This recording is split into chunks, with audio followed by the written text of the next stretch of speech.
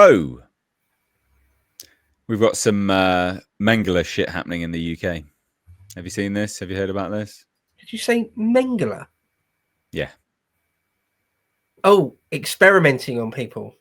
Yeah. Yeah, I mean, literally an experiment. This is literally an experiment. The UK powers that be decided that, although they've like banned puberty blockers, they're now going to experiment with them instead. So it's like, right, okay. So puberty blockers for kids were banned, right? So they were banned. Yeah, Great, good. Thought that was some common sense.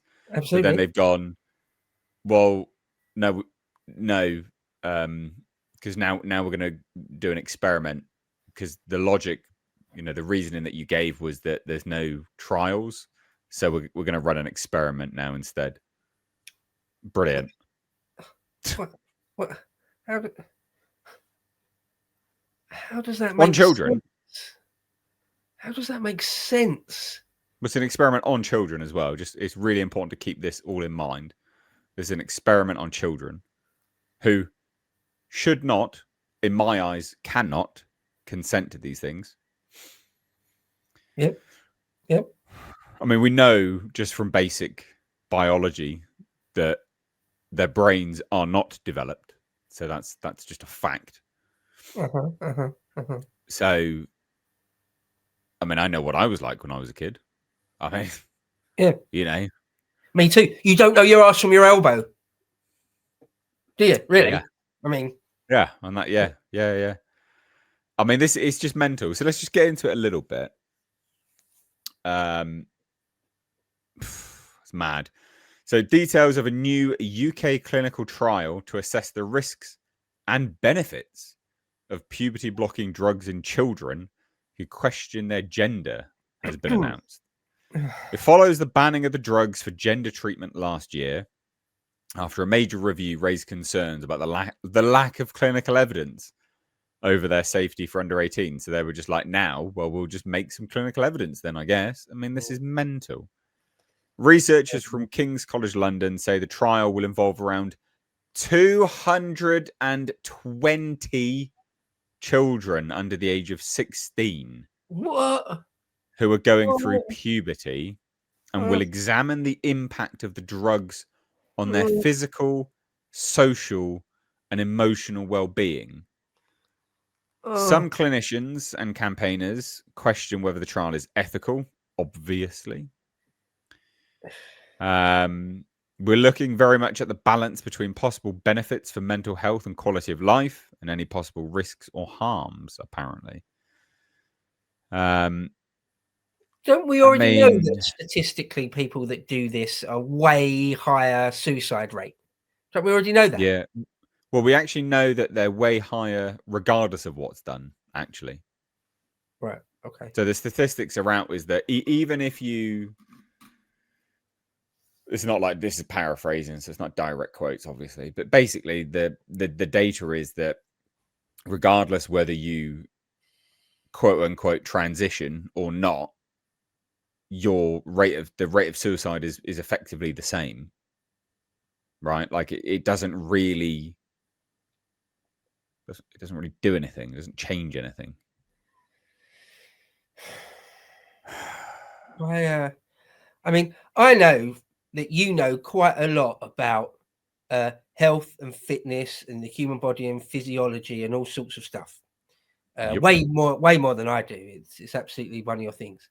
But I have always thought that messing with your hormones, it's very, very bad. In any way, really, unless you've got an actual genuine problem and they're trying to help you with that problem, then of course. But if you're effectively healthy hormonally, to fuck around with that is insanity to me. Yes. Or even basically, even when I was a younger man and I was vain and I really wanted to bulk up, I'd never really dreamt of taking any sort of hormone-based supplement, because you're playing with fire.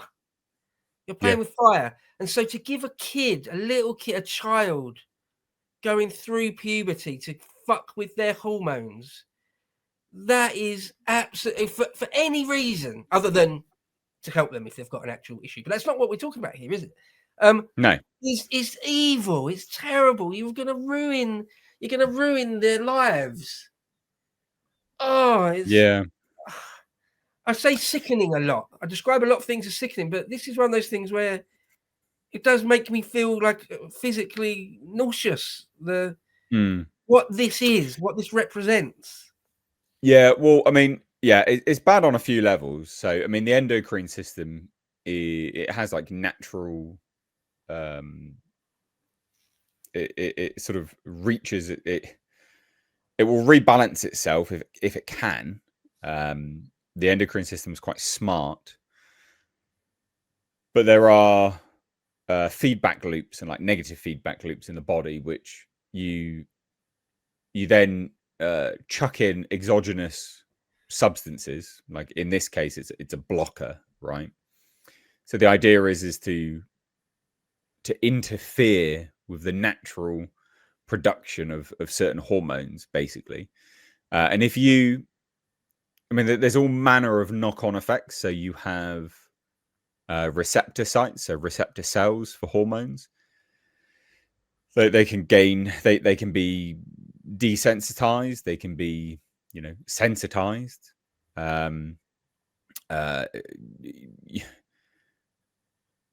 body not producing hormones can have such a massive knock-on effect on all of the corresponding hormones that would usually affect around those hormones. So, like for a man, for instance, we have testosterone, and you have also free androgens, which is also in relation to SHBG, which is sex hormone binding globulin, which is, the higher the amount of testosterone a man has, the higher the SHBG typically will be, because too much testosterone is actually quite bad, so it pulls it from the bloodstream.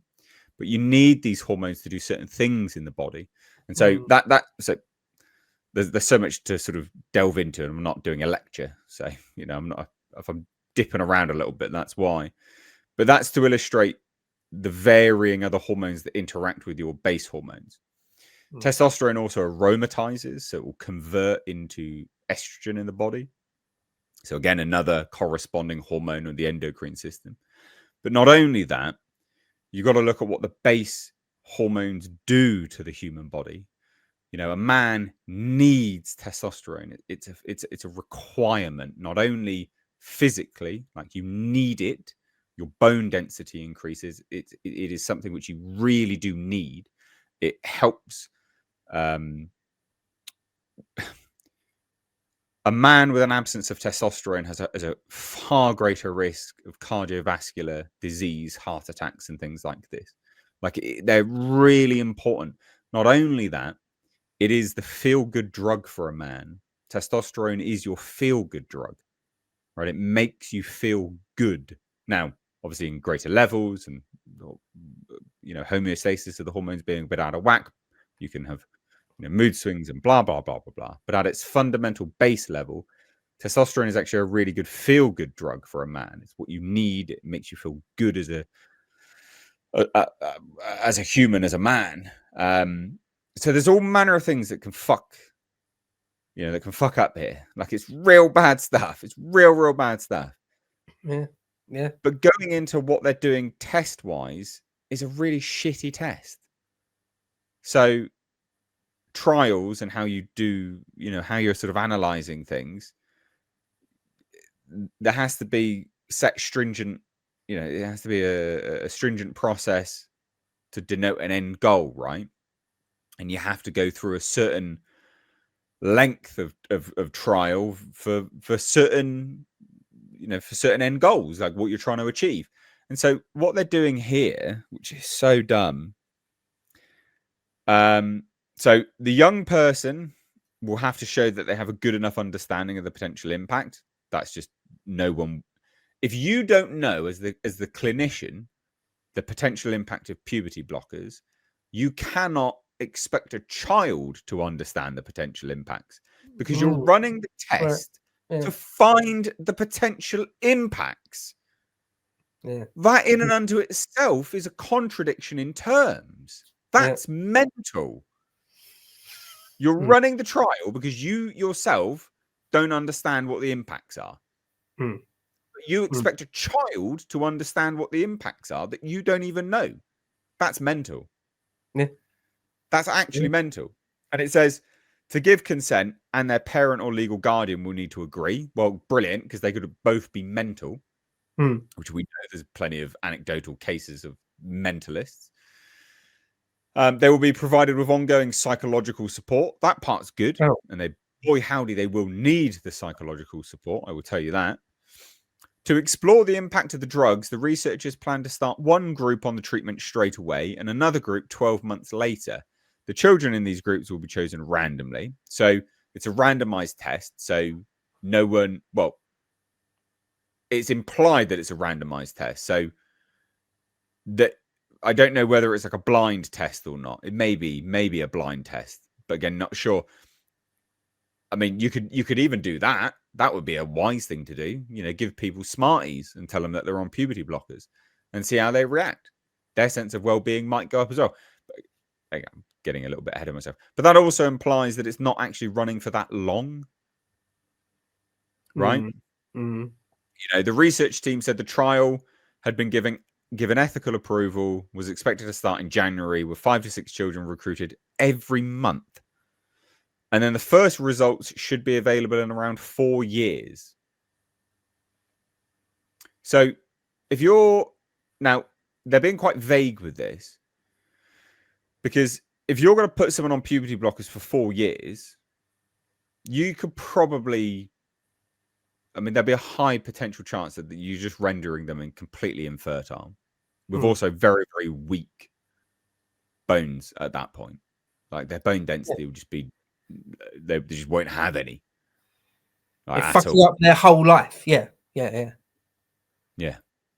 one bit there just to quickly say that I read there saying there's no minimum age for taking these drugs, but normally starts for 11 years old for girls and 12-year-old for boys. That is mental, despicable. Now, I don't want to necessarily be unnecessarily rude to 11 and 12-year-olds, but you don't know shit when you're 11 and 12. You don't know there's no way you can consent properly to anything even remotely close to this. 11 and 12, and perhaps much lower. It said there's no minimum age. Oh, this is evil. This is really evil. Sorry, go on. No, I mean that's it. I mean, there's not a lot else there really. A lot of it is just the arguments for and against it. It's the usual dog shit that we hear. You know, there's ongoing discussions, and it could be beneficial, and blah blah blah. It's like, you know, like it's. I do genuinely feel sorry for some people that are legitimately feeling this way, right? Because that must be awful, right? It must truly be awful to feel that way, right? You know, it must be akin to anorexia, looking at yourself and seeing a complete disassociated reality, right? That must be awful, must truly be awful. But at the exponential rate of growth of, you know, the influx, there's just no way that they are legitimate, and there's no way that there's no way that children like know that either. It's just not. The whole thing's just, it's a foundation of nonsense. It's a foundation of nonsense, and it always amazed me that we moved from, you know, well, we entered into affirmative care rather than, you know, treating it as a disassociation from reality, which it is. Right? Like that is it as at its fundamental core. It's a disassociation from reality. But this one we treat differently. Or something. Hey? A type of body dysmorphia. Exactly, yeah. Psychological malady. Exactly. You know, why do we treat this one differently to anorexia? Like, is beyond me. It doesn't make sense to me. And people love to throw out, well, they said that gay people were you know, was a mental illness at one point, blah blah blah. It's a bit different from wanting your dick chopped off, mate. Yeah. Like, that's a bit different. Yeah. You know? Yeah. Having your boob sliced off, or a big chunk of flesh taken out of your forearm and fashioned into a dick shape and sewn onto you. I mean, it is so gross. I think history will look back at this period in the early 21st century, and they'll look back and they'll see it as some bizarre and almost unbelievable thing that was allowed to happen to children. Thing that springs to mind is child soldiers from the past. In the American Civil War, for example, and this is not casting specific, not casting any sort of shadow over the United States or anything. It's just there are photos of little drummer boys that actually saw combat in the American Civil War in the 1860s, and some are as young as 10. And you just think, that's a crazy thing that happened way back when. Thank God we don't do that anymore. Right? Or as I mentioned in a previous segment, the idea that you send little kids like under 10 to go and work in a factory where they could get killed, or send them as chimney sweeps where they get black lung or whatever. So send a little kid down mines, and we look back at that and we say, thank God we don't do that anymore. Wasn't it barbaric that ever happened? How sad. Yeah. I'm pretty sure history will look back at this and be like, those people that are responsible for that were fucked up, and it was obviously wrong, just flat out wrong to do that to children. I'm convinced that's how history will judge this. Mengele shit. It's Mengele shit. It's just human experimentation. Disgusting.